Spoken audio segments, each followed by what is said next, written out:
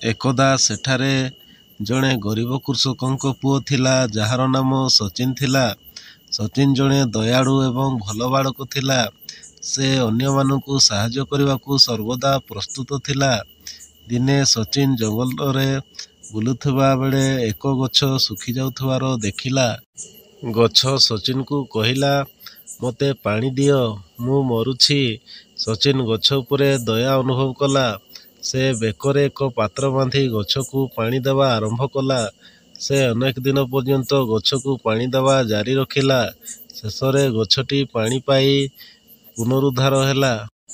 गछ को देखी सचिन बहुत खुशी हैला।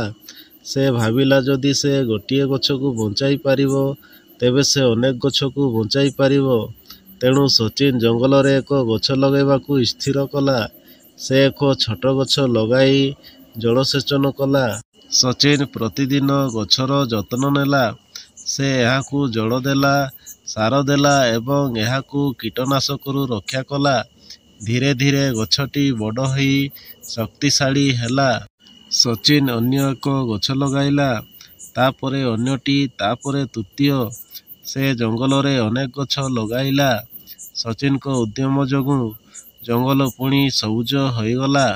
लोकमाने तांकू वृक्षरोपण करुथुवा बालक बोली कहिबा आरंभ कले। सचिन तांको कार्य पई बहुत गर्वित थिले।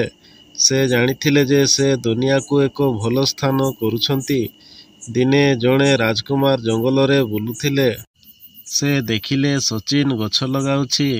सचिन को कठिन परिश्रम एवं निष्ठा को नहीं राजकुमार बहुत खुशी हेले।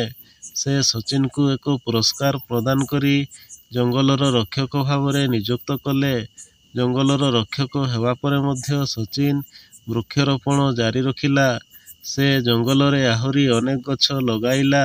सचिन को उद्यम जोगु जंगल एक सुरक्षित एवं सुस्थ स्थान हैला। सचिन को कहानी एक प्रेरणादायक कहानी। यह आमको शिक्षा दिए जे छोट छोट जिनस मध्य एक बड़ परिवर्तन आनी पारे। जदि आमे समस्ते गछ लगाइबा पाई सचिन को परी काम करू तेबे आमे दुनिया को एक भल स्थान करि परिबा। आमे परिवेशर सुरक्षा करिबा उचित। आमे अन्य मानकु साहाय्य करिबा उचित। कहानीटी जदि भल लागिला लाइक सब्सक्राइब करी घंटी बटन को दबाई ऑल उपरे क्लिक करिवे।